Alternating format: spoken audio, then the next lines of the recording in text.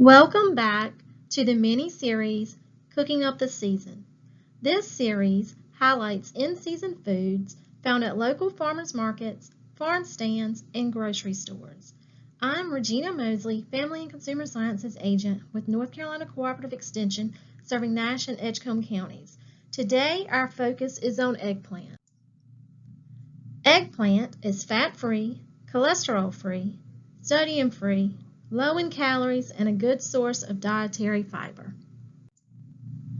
Eggplant is in season in North Carolina during the summer months of June through August.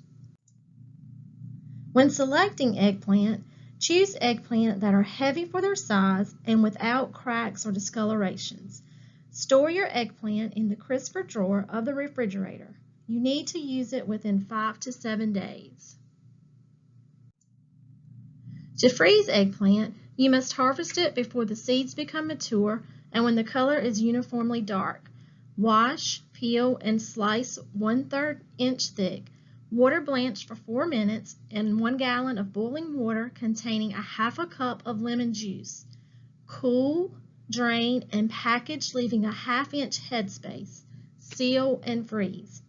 If you plan to fry the eggplant for later use, you must pack the drained slices with freezer wrap between the slices and then seal and freeze. Eggplant can be used in stir fry. You can roast it. You can make an eggplant pizza, eggplant lasagna, and my favorite, ratatouille. Here is an easy recipe for ratatouille.